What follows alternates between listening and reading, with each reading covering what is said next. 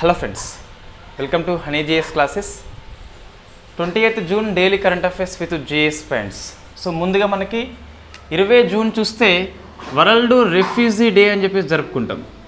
So world refugee day very famous, ప్రపంచ శరణార్థి దినం అని చెప్పేసి జరుపుకుంటాం. వై జూన్ 20 అంటే 1951లో మనకి రెఫ్యూజీ కన్వెన్షన్ అని చెప్పేసి ఒక ఒప్పందాన్ని అమల్లోకి తెచ్చుకుంటాం. ఇండియా సంతకం చేయలేదు. సో ఇది మనకు 2001 కల్లా ఏమైంది అంటే 50 years అయిపోయింది. కాబట్టి యుఎన్ఓ యొక్క జనరల్ అసెంబ్లీ ఈ జూన్ 20ని 1951 రెఫ్యూజీ కన్వెన్షన్ యొక్క 58th year సందర్భంగా రెఫ్యూజీ డేగా ప్రకటిస్తుంది. అప్పటి నుంచి మనం జరుపుకుంటున్నాము. ఈ రెఫ్యూజీ విషయంలో చూస్తే 2 ఒప్పందాలు అమల్లో ఉన్నాయి. ఒకటి 1951 రెఫ్యూజీ అని చెప్పేసి ఒక కన్వెన్షన్ అమల్లో ఉంటే 1967 వచ్చేసి ప్రోటోకాల్ అని చెప్పేసి మరొకటి అమల్లో ఉంది.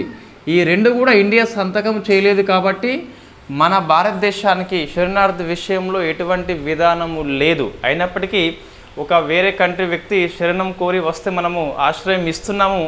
బట్ భారతదేశంలో శరణార్థి విషయంలో ఎటువంటి అధికారిక పాలసీ లేదు అని చెప్పేసి గుర్తుపెట్టుకోవాలి. నెక్స్ట్ మనకు చూస్తే పాలిటీ ఆర్టికల్ ఒకటే వార్తల్లో ఉంది. So very famous, the post office India act అని చెప్పేసి అమల్లోకి వచ్చింది.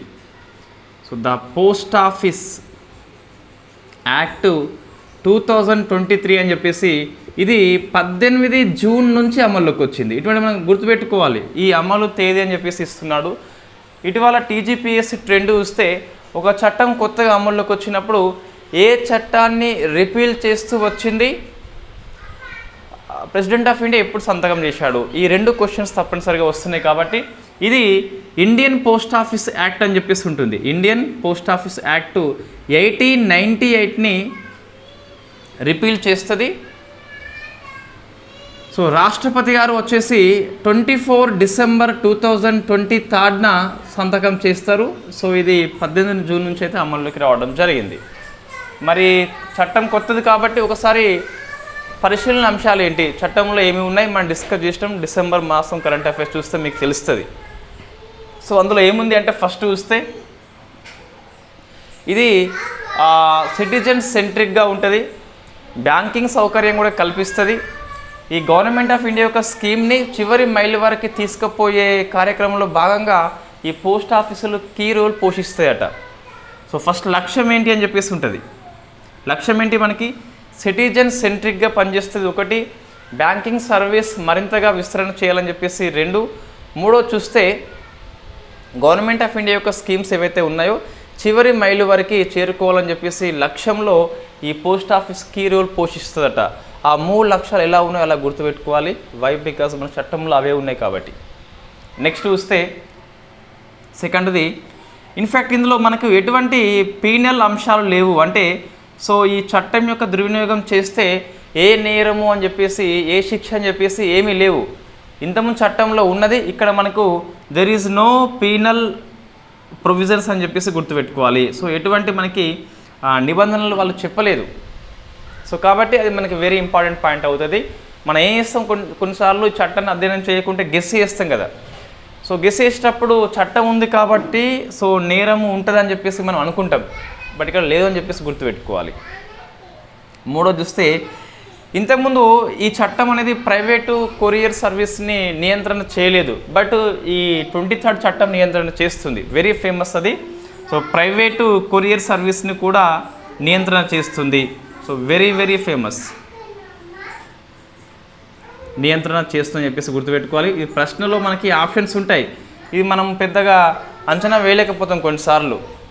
సో 4th చూసినట్లయితే ఏముంటుందంటే సెక్యూరిటీ ఆఫ్ ది స్టేట్, అంటే దేశానికి రక్షణ విషయంలో కానీ, పబ్లిక్ ఇంట్రెస్టు లేదా పబ్లిక్ ఆర్డర్ విషయంలో కానీ, friendly relations with foreign state విషయంలో కానీ ఏమైనా ఇబ్బందులు వచ్చినప్పుడు ఏ ఐటెంనైనా గవర్నమెంట్ ఆఫ్ ఇండియా సో దాన్ని డిటైన్ చేయవచ్చు లేదా ఓపెన్ చేసి కూడా చూడొచ్చు అట. ఇది రైట్ టు ప్రైవసీని ఉల్లంఘన చేస్తుందని చెప్పేసి మనం డిస్కస్ చేసినాం. ఏమంటారు, మొత్తం మీద సెక్యూరిటీ ఆఫ్ ది స్టేట్ కానీ, friendly relations with foreign state కానీ, పబ్లిక్ ఇంట్రెస్ట్ కానీ, పబ్లిక్ ఆర్డర్ కానీ ఉల్లంఘన అయినట్టుగా గవర్నమెంట్ ఆఫ్ ఇండియా భావిస్తే ఆ పోస్ట్ ఏదైతే ఉందో, ఆ సర్వీస్ ఏదైతే ఉందో, ఆ ఐటెం ఏదైతే ఉందో దాన్ని కంప్లీట్గా ఓపెన్ చేసి చూడొచ్చు, లేదా డిటైన్ చేయవచ్చు, నిర్బంధం చేయవచ్చు. అంటే అది వాళ్ళకి చేరకుండా కూడా అడ్డగించే అధికారము గవర్నమెంట్ ఆఫ్ ఇండియాకి ఈ చట్టము ప్రసాదిస్తుంది. ఈ రెండు మనకు కన్సర్న్ కనిపిస్తున్నాయి. నో పీనల్ ప్రొవిజన్స్ ఒకటి, సెకండ్ది గవర్నమెంట్ ఆఫ్ ఇండియాకి ఎక్కువ రైట్స్ ఉన్నాయి మన పౌరుల కంటే కూడా. ఇది పోస్ట్ ఆఫీస్ యాక్ట్ అని చెప్పేసి పిలుస్తాం. So very famous act. మనకు కంపల్సరీ ఈ డేట్స్ గుర్తుపెట్టుకోవాలి. గ్రూప్ 2 వాళ్ళు గుర్తుపెట్టుకోవాలి. గ్రూప్ 1 వాళ్ళైతే పెద్దగా మనకి కరెంట్ అఫైర్స్ క్లాసెస్ వల్ల ఉపయోగం లేదు. నేను కంపల్సరీ గ్రూప్ 1 కోసమే క్లాస్ చేయాల్సి వస్తే వేరే క్లాస్ చేస్తే ఇందులో మిక్సర్ చేయను. కాబట్టి గ్రూప్ 1 వాళ్ళు ఎవరైనా ఉంటే ఈ హనీ జిఎస్ క్లాసెస్ని పూర్తిగా స్కిప్ చేయవచ్చు. ఇన్ఫ్యాక్ట్ అవసరం లేదు కూడా. రైట్. సో నెక్స్ట్ చూస్తే మనకు స్పేస్ ఆర్టికల్స్ ఒక 3 ఉన్నాయండి. నేను ఫస్ట్ మనం చూస్తే ఒక స్కీమ్ని ప్రవేశపెట్టింది ఇన్స్పేస్ సంస్థ. సో ఇన్స్పేస్ సంస్థ ఏంటి మనం డిస్కస్ చేసినాము, తర్వాత ఎన్ఎస్ఐఎల్ ఏంటి డిస్కస్ చేసినాము. సో రెండు కూడా మన డిపార్ట్మెంట్ ఆఫ్ స్పేస్ యొక్క అనుబంధ సంస్థలు. ఇదేమో కమర్షియల్ వింగ్ అని చెప్పేసి పిలుస్తాం, వాణిజ్య విభాగం అని చెప్పేసి పిలుస్తాం. ఇది ఒప్పందం చేసుకుంటుంది. ఇన్స్పేస్ వచ్చేసేమో మనకు ఈ ప్రైవేట్ ప్లేయర్స్ని, ప్రైవేటు స్పేస్ స్టార్టప్ కంపెనీని ఎంకరేజ్మెంట్ చేస్తుంది, డిఫరెంట్ స్కీమ్స్ని అప్లై చేస్తుంది. సో మనకి ఇన్స్పేస్ మరొక స్కీమ్ని ప్రవేశపెట్టింది. డిగ్రీ 2024 ఇయర్లో డిగ్రీ, సో గ్రాడ్యుయేషన్ చదువుతున్న వాళ్ళు కావచ్చు, లేదా గ్రాడ్యుయేషన్ ఇప్పటికే అయిపోయిన వాళ్ళు కావచ్చు, అర్హులు. మొత్తం 21 మంత్స్ కోర్స్ ఉంటుందట. సో 3 ఫేజెస్లో కలిగి ఉంటుంది. ఆ 3 ఫేజెస్ ఏంటి మనం చూస్తే గిట్ట. సో ఫస్ట్ది ఐడియేట్ అని చెప్పేసి పిలుస్తాం, అంటే ఆలోచన అంటే స్టార్టింగ్లో ఉన్నదని చెప్పేసి పిలుస్తాం. ఒకటి ఐడియేట్ అని చెప్పేసి, సెకండ్ది ఇన్నోవేట్ అని చెప్పేసి ఉన్నది. ఇవన్నీ స్టేజెస్ అండి. సో థర్డ్ది డెమాన్స్ట్రేట్, అంటే మనం ఇక ప్రదర్శన చేయవచ్చు అని చెప్పేసి చెప్పొచ్చు. సో ఆలోచన, ఆవిష్కరణ, ప్రదర్శన అని చెప్పేసి మొత్తం 3 దశల్లో 21 మంత్స్ ట్రైనింగ్ ఇస్తారు. ఈచ్ వన్ 7 మంత్స్ అని చెప్పేసి మనకి వచ్చింది. సో మరి స్కీమ్ పేరు ఏంటని చెప్పేసి చూస్తే pre incubation entrepreneurship development programme అని చెప్పేసి పిలుస్తాం. So pre incubation entrepreneurship development programme. దీన్ని మనము మెయిన్స్లో రాసుకోవచ్చు. సో మనం కరెంట్ అఫైర్స్ కష్టపడి చేస్తే కొద్దిగా ఉపయోగం అయితే ఉంటుంది. ఏ ఉపయోగం అంటే, సో మనకి ప్రైవేట్ ప్లేయర్స్ యొక్క ప్రోత్సాహం కోసం అని చెప్పేసి ఇస్రో యొక్క కార్యక్రమాలు రాయమని చెప్పేసి ప్రశ్న వస్తుంది. గ్రూప్ 1 మెయిన్స్ అంటే పెద్దగా అద్భుతమైన ఆన్సర్ అక్కడ ఏమీ ఉండదు. మనకి 10 మార్కులకు గాను 6 నుంచి 7 మార్క్స్ సరిపోతాయి నీకు సర్వీస్ రావాలంటే. 10కి 10 అట్లా ఏం జరగవు. సో అది సాధ్యం కూడా కాదు. ఇది నువ్వు రాసుకోవచ్చు. లేదా భారతదేశంలో అంతరిక్ష రంగంలో ప్రైవేటు కార్యకలాపాల ప్రోత్సాహం కోసం అని చెప్పేసి గవర్నమెంట్ విధానం ఏంటని చెప్పేసి ప్రశ్న వస్తుంది మనకి. ఇక్కడ ఈ పేపర్ 5లో వస్తుంది మనకు. సో అప్పుడు ఇది రాసుకోవచ్చు. ఇన్స్పేస్ వచ్చేసి ఇన్నోవేషన్ కోసము దీన్ని అప్లై చేస్తుందిగా. ఇది నువ్వు రాసినట్లయితే ఎగ్జామ్ని ఈజీగా అట్రాక్ట్ చేయవచ్చు, నువ్వు అప్డేట్ ఉన్నావు అని చెప్పేసి అతనికి అర్థమవుతుంది. రైట్. ఇది మనం మెయిన్స్లో వాడుకోవచ్చు. ఇది ఫేమస్ క్వశ్చన్ అండి. ఇది భారత అంతరిక్ష ప్రైవేట్ రంగంలో ప్రోత్సాహం కోసం అని చెప్పేసి గవర్నమెంట్ పాలసీ ఏంటని చెప్పేసి ఉంటుంది. అది వెరీ ఫేమస్ క్వశ్చన్. లేదా భారత అంతరిక్ష రంగంలో ప్రైవేట్ రంగ పాత్ర అని చెప్పేసి వస్తుంది. ప్రైవేట్ రంగం కోసం ఇండియా ఏం చేస్తుంది, ప్రైవేట్ రంగము ఈ స్పేస్ కోసం ఏం చేస్తుంది, 2 క్వశ్చన్స్ అలా అని చెప్పేసి చెప్పవచ్చు. సో ఇది మనకి వెరీ ఫేమస్ స్కీమ్ కాబట్టి 3 ఫేజ్ గుర్తుపెట్టుకోవాలి. ఐడియేట్ అని చెప్పేసి ఉన్నది, సెకండ్ వచ్చేసి ఇన్నోవేషన్, థర్డ్ వచ్చేసి డెమాన్స్ట్రేషన్ అని చెప్పేసి ఉన్నది. నెక్స్ట్ ఇది మనం డిస్కస్ చేసిన ఆర్టికలే మరొకసారి వార్తల్లో వచ్చింది. November 2022 news. వాస్తవంగా ధృవ స్పేస్ కంపెనీ అని చెప్పేసి ఉన్నది కదా. సో ఇది హైదరాబాద్ స్టార్టప్ కంపెనీ. సో ఇది మనకు PSLV-C 54 మనకు గుర్తుండి. దీని ద్వారా మనము ఎర్త్ అబ్జర్వేషన్ శాటిలైట్ 06 అని చెప్పేసి పంపుకున్నాం.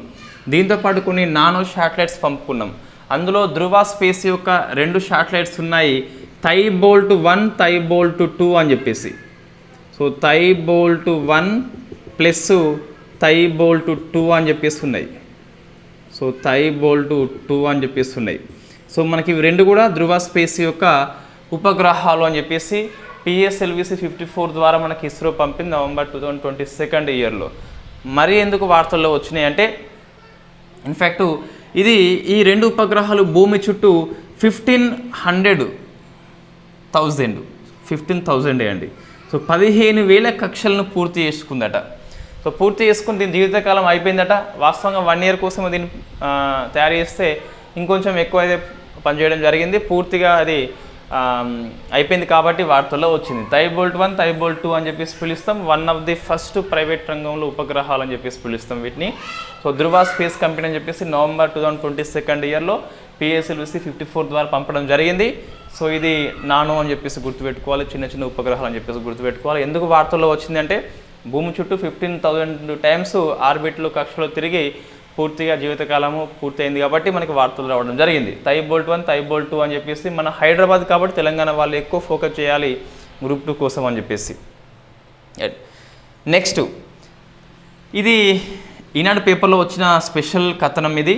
సో అంతరిక్ష లిఫ్ట్ అని చెప్పేసి లేదా స్పేస్ లిఫ్ట్ అని చెప్పేసి పిలుస్తాం. జపాన్ సంస్థ డెవలప్మెంట్ స్టేజ్లో ఉన్నది. జపాన్ సంస్థ తయారు చేస్తున్నది. ఆ సంస్థ పేరు చూస్తే ఒబయాషి అని చెప్పేస్తున్నది. సో ఒబయాషి ఇది సంస్థ పేరు అండి, జపాన్ సంస్థ. ఇన్ఫ్యాక్ట్ ఇది ఈ లిఫ్ట్ని తయారు చేస్తుందట, బట్ డెవలప్మెంటింగ్లో ఉన్నది, ఇంకా పూర్తి అయితే మనకి కాలేదని చెప్పేసి గుర్తుపెట్టుకోవాలి. ఈ అంతరిక్ష లిఫ్ట్ గురించి వెరీ ఫస్ట్ టైం ఒక గ్రంథం అనేది ప్రస్తావన చేస్తుంది 1895లోనే. సో గ్రంథం పేరు చూస్తే మనకు the dream of the earth and sky అని చెప్పిస్తున్నది. సో ఇది ఎర్త్, ఇది స్కై, ఇది లిఫ్ట్, అదే పుస్తకం పేరు. So the dream of earth and sky అని చెప్పేసి ఒక రష్యా శాస్త్రవేత్త రాస్తాడు. సో ఆయన పేరు ఏంటంటే మనకు కాన్స్టంటిన్ సియోల్ అని చెప్పేసి పిలుస్తాం. సో మనం ఈజీగా దీన్ని గుర్తుపెట్టుకోవచ్చు. నేను చెప్తా చిన్న కోడు. సో కాన్స్టంటిన్ అని చెప్పేసి గుర్తుపెట్టుకుని సరిపోతుంది. కాన్స్టంటిన్ నోపుల్ కాదు, అది హిస్టరీ. సో మనకు లిఫ్ట్ అంటే ఏంది, ఎర్త్ నుంచి స్కైకి పోతుంది. ఒకటి నువ్వు అటు పోతున్నావు అంటే కాన్స్టెంట్గా భూమి మీద ఉండవు. అట్లా మనం ఈజీగా గుర్తుపెట్టుకోవచ్చు. సో ఇది మనకు స్పేస్ ఆర్టికల్స్ మొత్తం 3 ఉన్నాయి. ఒకటి ఏంటి, pre incubator entrepreneurship development scheme అని చెప్పేసి ఇన్ స్పేస్. దీన్ని గ్రాడ్యుయేషన్ వాళ్ళకి, ప్రజెంట్ చదువుతున్న వాళ్ళకి, అయిపోయిన వాళ్ళకి కోసం అని చెప్పేసి 3 దశల్లో 21 months ట్రైనింగ్ అయితే ఇస్తుంది.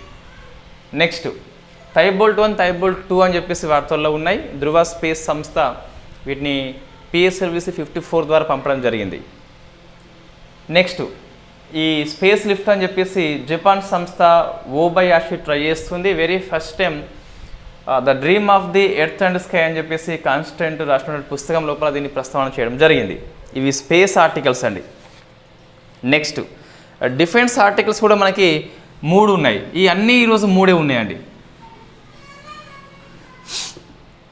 సో ఫస్ట్ మనకి లైట్ కంబ్యాట్ హెలికాప్టర్ వార్తల్లో ఉంది. Famous known as Prachand.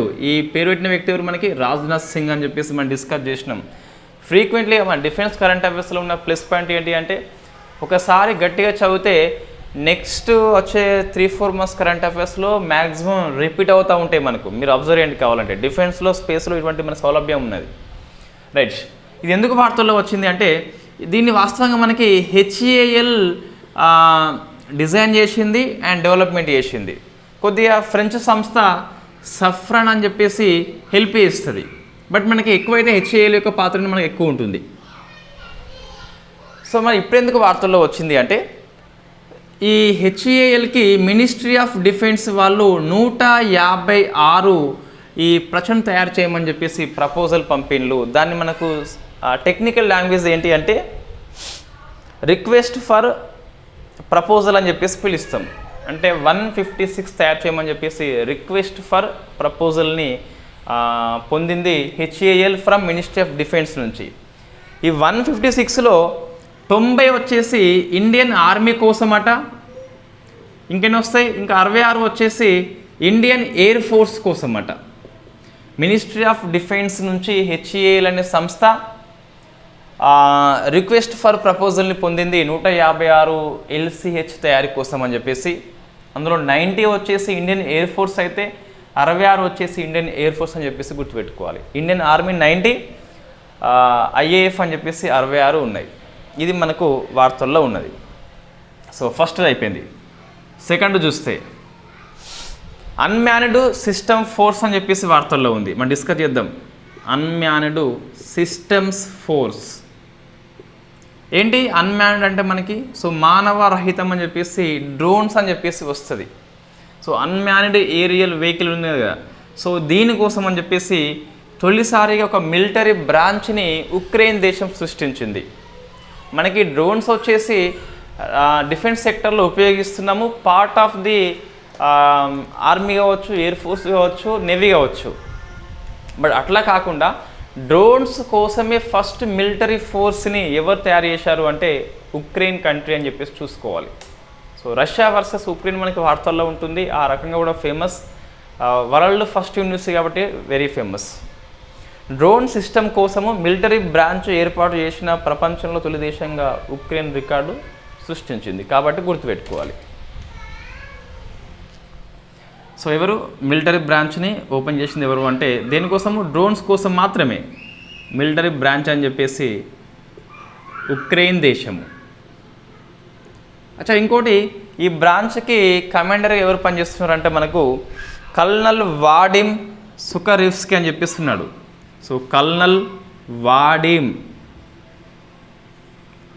సుకరివ్స్కీ.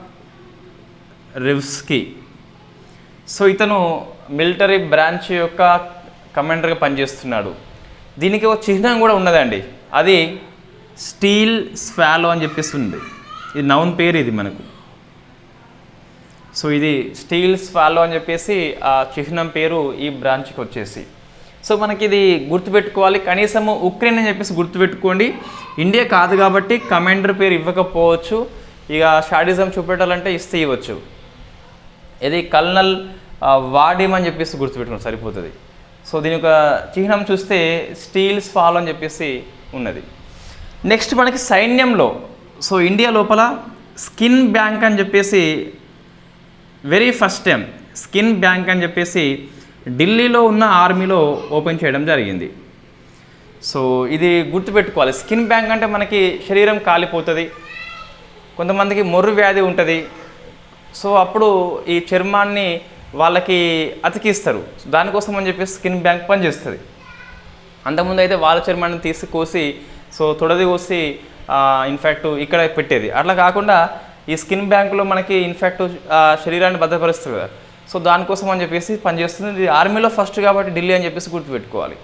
ఈ మూడు చూస్తే మనకి ఇది అయితే ఫస్ట్ న్యూస్ ఏం కాదు, కానీ ఇవి రెండు ఫస్ట్ న్యూస్ కాబట్టి కంపల్సరీ గుర్తుపెట్టుకోవాలి. సో మన చర్మం అవసరమైనప్పుడు ఇదైతే పనికి వస్తుంది. Next science and technology others లోపల ఒక 2 రోగాలు మనకి వార్తల్లో ఉన్నాయి. అవి జపాన్లో ఒకటి, రష్యాలో మరొకటి విజృంభణ ఇస్తుంది. అవి నోట్స్లో ఉన్నాయి, ఒకసారి చదువుకోండి. 2 కూడా మనకి బ్యాక్టీరియా వ్యాధులే కాబట్టి సో కొత్త వ్యాధులు మనకి. ఫస్ట్ చూస్తే రష్యా లోపల బాచులిజం వ్యాధి అని చెప్పిస్తున్నది. ఈ రష్యాలో విజృంభణ చేస్తుందట, ఈ కలుషితమైన ఆహారం ద్వారా వస్తుందట. ఇట్ ఈస్ అ బ్యాక్టీరియా అని చెప్పేసి గుర్తుపెట్టుకోవాలి. సెకండ్ది స్ప్రెక్టోకోకల్ టాక్సిక్ షాక్ సిండ్రోమ్ అని చెప్పిస్తున్నది. దీనికి కారణమైన బ్యాక్టీరియా ఏంటంటే మనకు గ్రూప్ ఏ స్ప్రెక్టోకోకస్ అని చెప్పేసి పిలుస్తాం, సరిపోతుంది. ఇక ఆ బ్యాక్టీరియా కనుక మనకి సోకినట్టయితే 48 అవర్స్లో కాలు చేతులు వాపు వచ్చి మరణిస్తారట. సో కాబట్టి జపాన్లో అని చెప్పేసి గుర్తుపెట్టుకోవాలి. నెక్స్ట్ చూస్తే మనకు జనరల్గా ఎయిర్పోర్ట్కి మనం ఇంతవరకు పోలే, కానీ సో ఎయిర్పోర్ట్కి పోయినప్పుడు మన లగేజ్ని చెక్ చేస్తారు కదా, ఇప్పుడు సిబ్బంది కాకుండా సెల్ఫ్ చెకప్ వచ్చింది. సో సెల్ఫ్ చెకప్ వచ్చింది ఇక్కడ ఢిల్లీలో ఉన్న ఇందిరాగాంధీ ఎయిర్పోర్ట్లో వచ్చింది. ఇది ప్రపంచంలో ఇటువంటి సెల్ఫ్ చెకప్ లగేజ్ సౌకర్యం కలిగిన 2వ ఎయిర్పోర్ట్ అట. సో రెండవది అన్నప్పుడు మనకి ఫస్ట్ ఏంటని చెప్పేసి చూసుకోవాలి. ఫస్ట్ది టొరంటో. సో ఏంటి నేను చెప్పేదంటే India first self service mechanism for check in luggage. ఈ లగేజ్ యొక్క చెక్ కోసం అని చెప్పేసి సిబ్బంది ఉంటారు మనకు. సిబ్బంది కాకుండా ఇన్ఫ్యాక్ట్ సెల్ఫ్ చెకప్ అని చెప్పేసి ఆ లగేజ్ పడేస్తే అది చెక్ చేసి ఒక ట్యాగ్ ఇస్తే ట్యాగ్ పట్టుకొని మనం పోతే సరిపోతుందట. ఇది ప్రపంచంలో సెకండ్ది, ఇండియాలో ఫస్ట్ది కాబట్టి ఫోకస్ చేయాలి కంపల్సరీ. ఇటువంటి ఫస్ట్ అన్నప్పుడు మనకు ఎక్కువ ఎగ్జామ్లో వచ్చే అవకాశం కనిపిస్తుంది. నెక్స్ట్ మనకు పర్యావరణ అంశాలు చూస్తే ఇవి మనకు 3 ఉన్నాయండి. ఏవి 3 ఉన్నాయి ఈరోజు వార్తల్లో.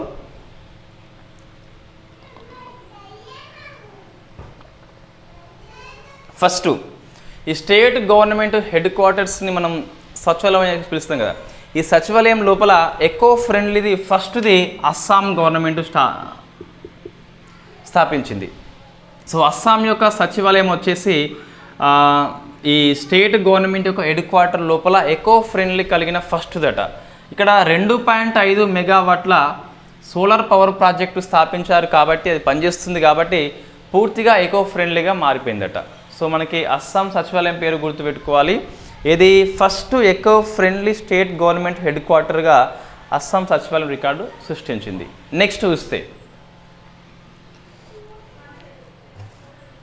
సో ఇది ఫస్ట్ది అయిపోయింది.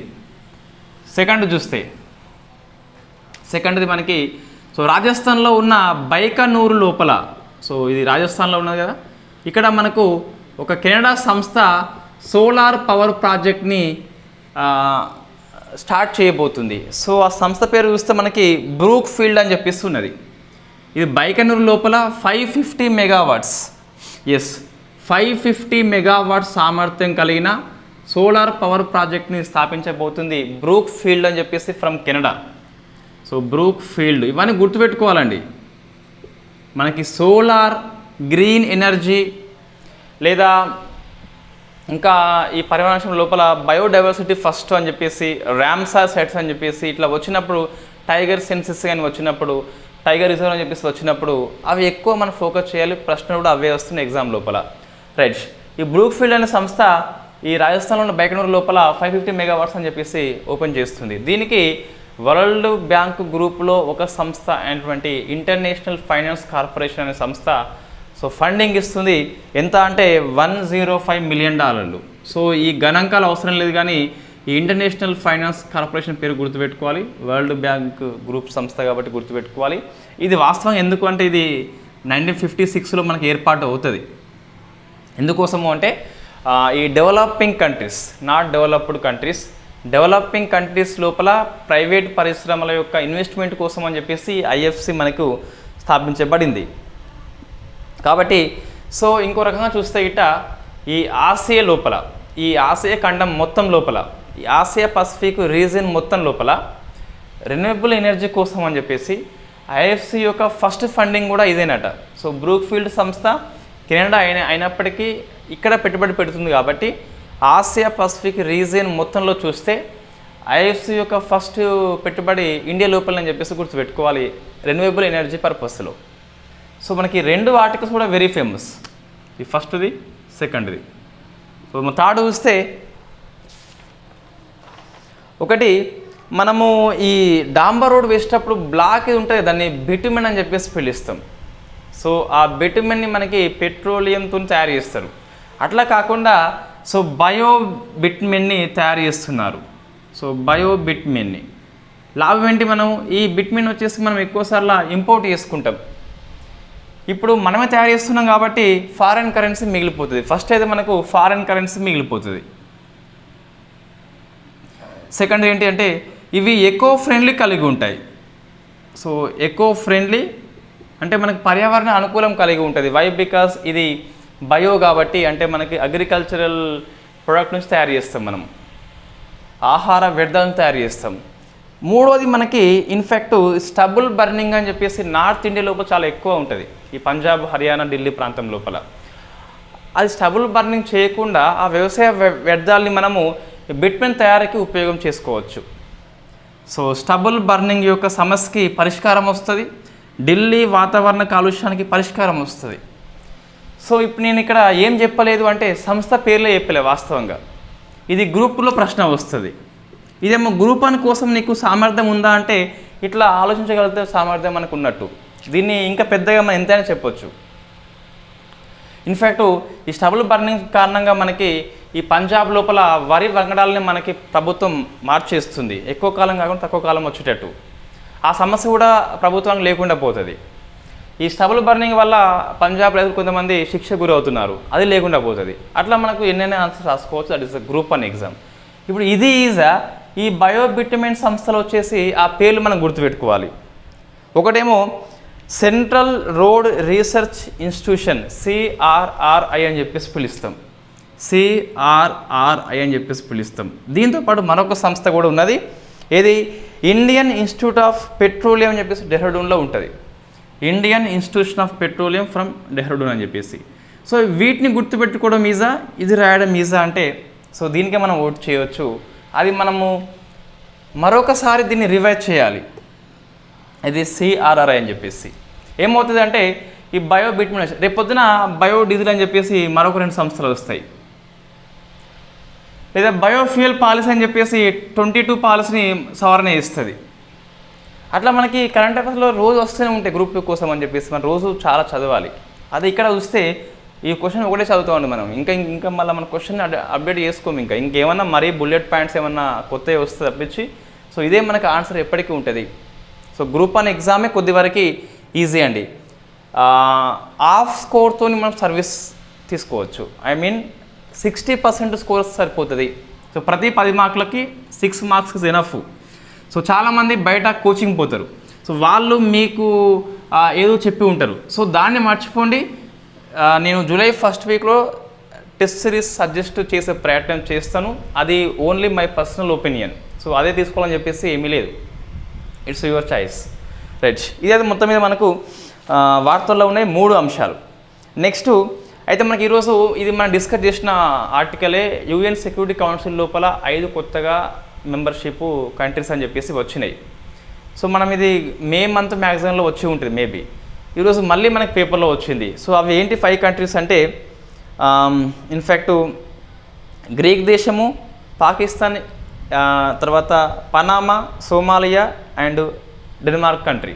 ఈ 5 కంట్రీస్ కొత్తగా వస్తున్నాయి. ఈ 24 ఇయర్ మనకి అయిపోతుంది కాబట్టి దాని ప్లేస్లో వస్తుంది.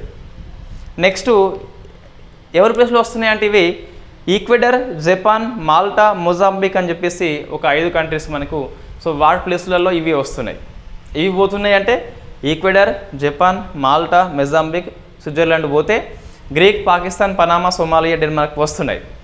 సో ఇవి మనం గుర్తుపెట్టుకోవాలి కంపల్సరీ. మనం డిస్కస్ చేసినాం ఇంతకుముందు కూడా. ఇండియా కూడా 8 సార్లు ఎన్నికవడం జరిగింది, రైట్. ఇప్పుడు ఇంకోటి మనకి డిస్కస్ చేసిన ఆర్టికల్ వార్తల్లో ఉంది.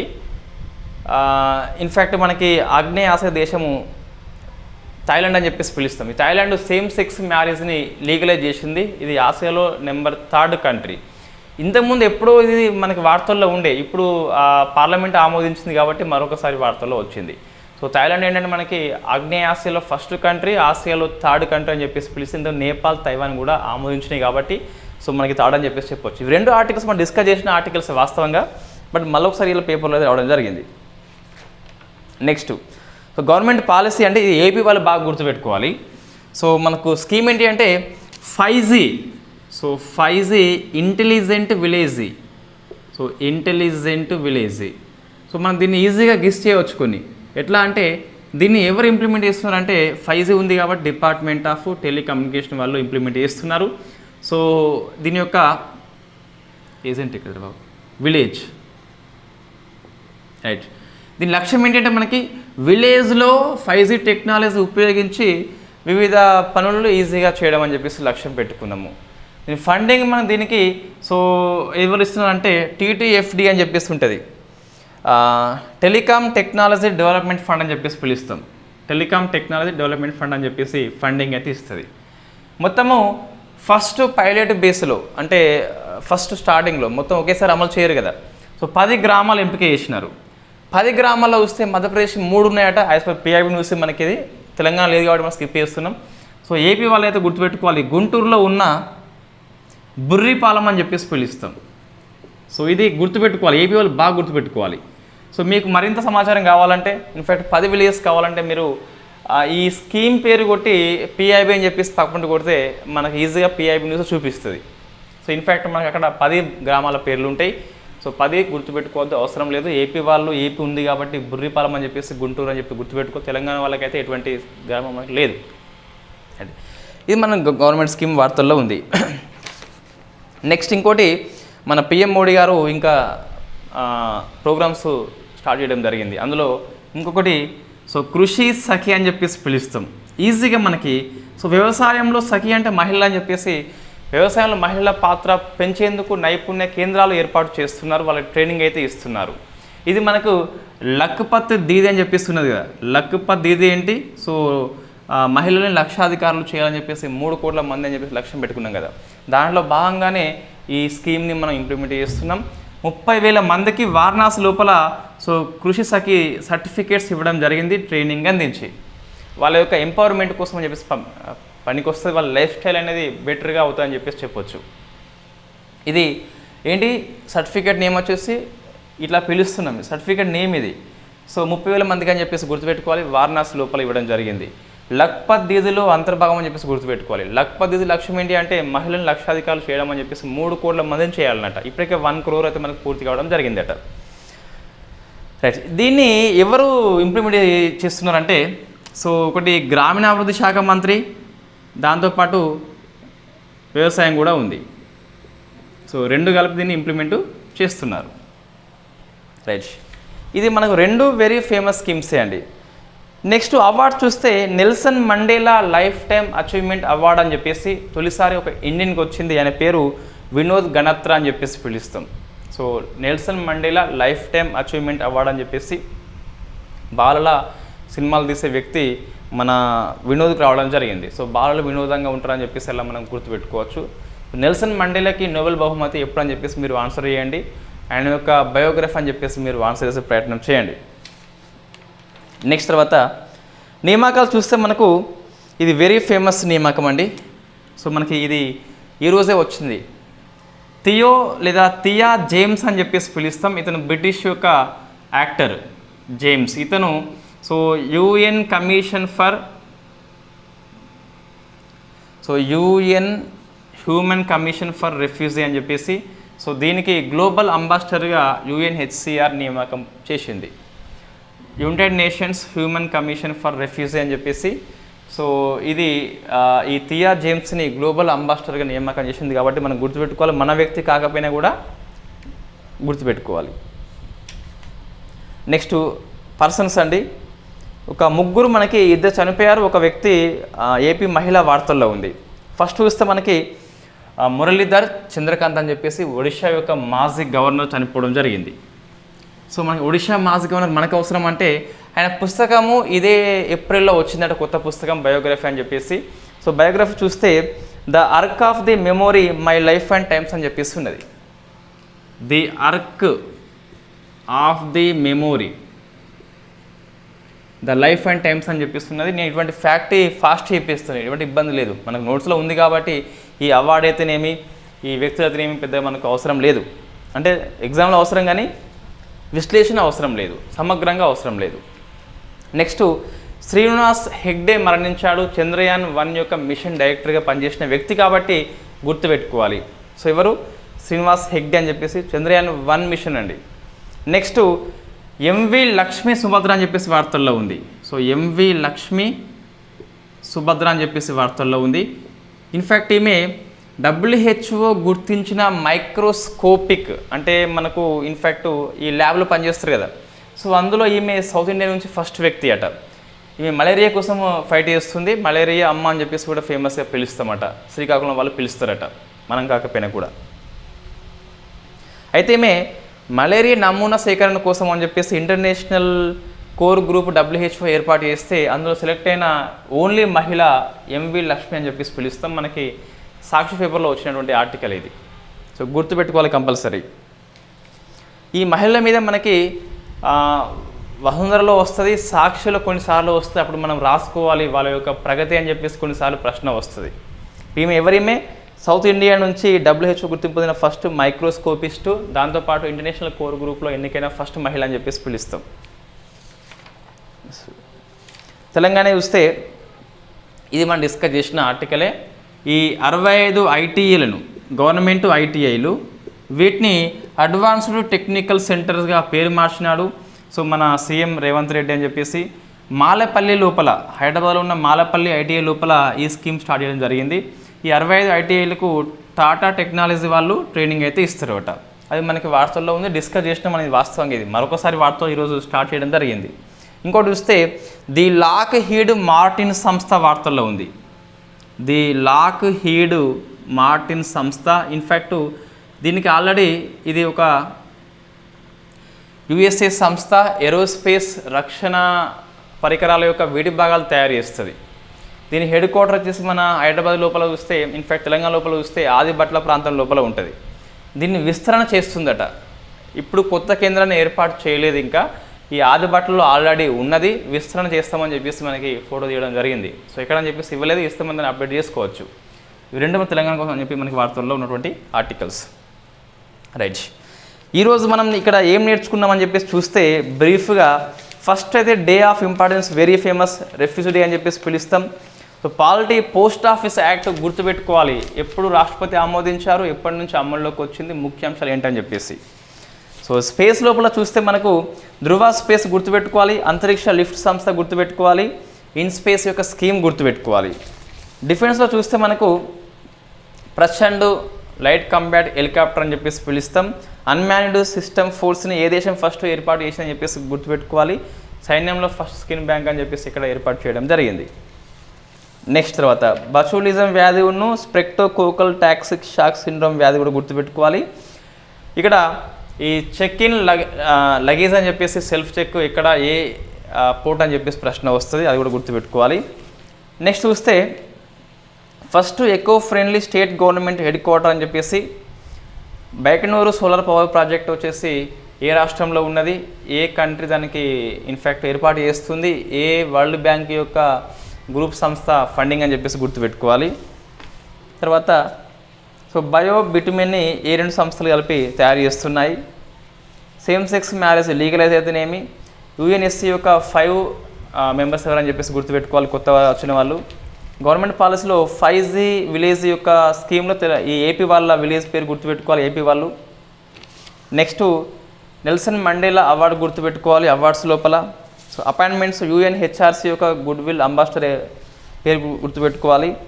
చనిపోయిన వాళ్ళు దానిలో చూస్తే ఒడిషా మాజీ గవర్నర్ పుస్తకము, శ్రీనివాస్ హెగ్డే, లక్ష్మీ సుభద్ర అని చెప్పేసి గుర్తుపెట్టుకోవాలి.